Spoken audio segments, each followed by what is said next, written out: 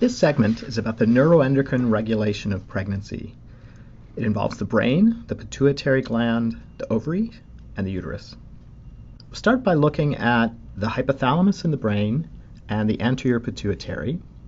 GnRH neurons in the hypothalamus release their hormone GnRH into capillaries, and those capillaries travel via portal vessels to the pituitary gland. They carry GnRH to cells in the anterior pituitary that have receptors for GnRH.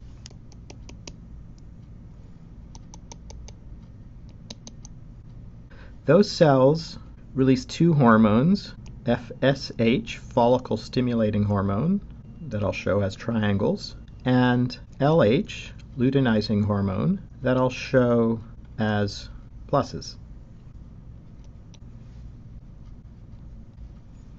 Follicle stimulating hormone stimulates gametogenesis in males and females.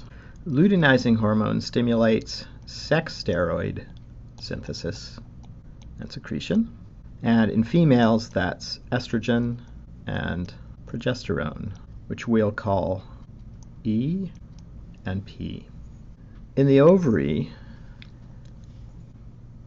there are many follicles, each of which has an oocyte, in other words, a female developing gamete, and surrounding cells. Those cells have receptors for FSH and LH. When FSH binds, that causes cell division and gamete development. So these cells around the ovum grow, and the oocyte, fed by these other cells, grows. The cells that have receptors to LH produce estrogen. As the process continues, the oocyte gets larger and larger, and there are more and more cells at each stage that are surrounding, associated with the follicle. And so the result is that there's more and more estrogen because there are more and more cells, and the oocyte gets larger and larger. As the ovary is producing estrogen in larger and larger amounts from the growing follicles, that estrogen reaches the brain, and in the brain, estrogen has two kinds of effects on GnRH neurons. GnRH neurons are stimulated by kisspeptin neurons, and kisspeptin neurons have responses to estrogen. Remember, estrogen is a steroid hormone, so it crosses the membrane. It binds to transcription factors and goes into the nucleus and changes protein expression. These kisspeptin neurons come in two categories. There are kisspeptin cells I'll call negative, and they respond to estrogen by making it less likely that they will produce action potential. So for example, estrogen binding might increase the expression of K+ channels. The more K+ channels there are, the more potassium leaves, and the harder it is to start action potentials. Therefore, the harder it is to get more GnRH. So high estrogen will result in less kisspeptin released to GnRH, and with less kisspeptin, there will be less GnRH released. But there's a second category of kisspeptin neurons that I'll call KISS positive. These have many fewer receptors, and so therefore estrogen has less of an effect. But when there's enough estrogen to have an effect, these depolarize the cell, making action potentials more likely. So the KISS negative cells, the more estrogen there is, the less they stimulate kisspeptin. The KISS positive cells have very few estrogen receptors, and so these only respond to very high estrogen. So we have negative results with low estrogen, but if E ever gets high enough, if estrogen ever gets high enough, then we'll stimulate more GnRH. So at this point this seems puzzling, so let's go back to looking at what might be going on here.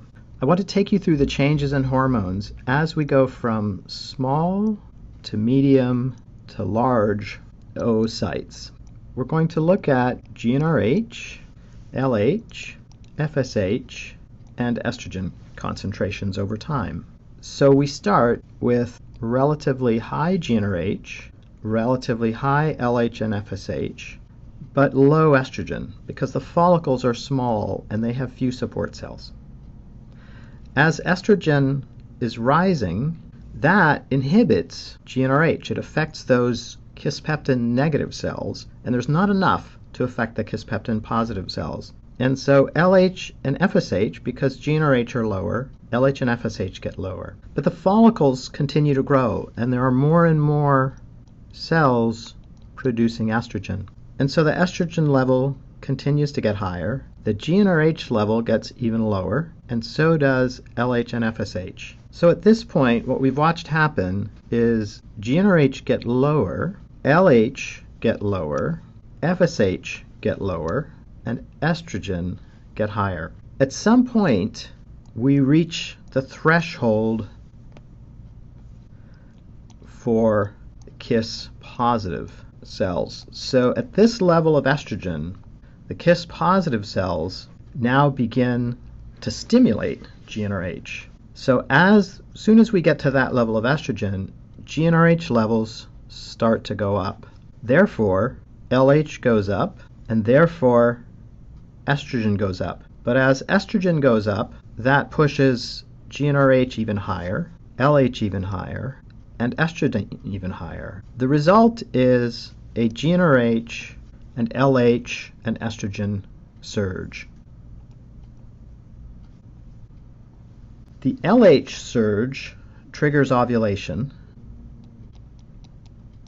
The estrogen surge triggers mating behaviors. And the result is that at the time when an oocyte is ready to be released, there's a message in the form of an estrogen surge that the ovum is mature, because until the ovum gets to that size with that many follicle cells, it doesn't hit the threshold for KISS-positive cells.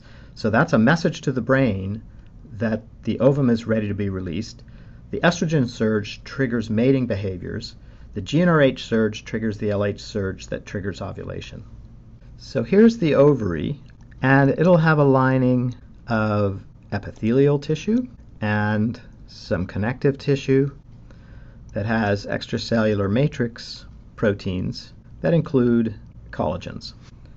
The mature oocyte is surrounded by cells, and at this stage is either already an ovum, it's already finished meiosis II, or it may still be just about to do so.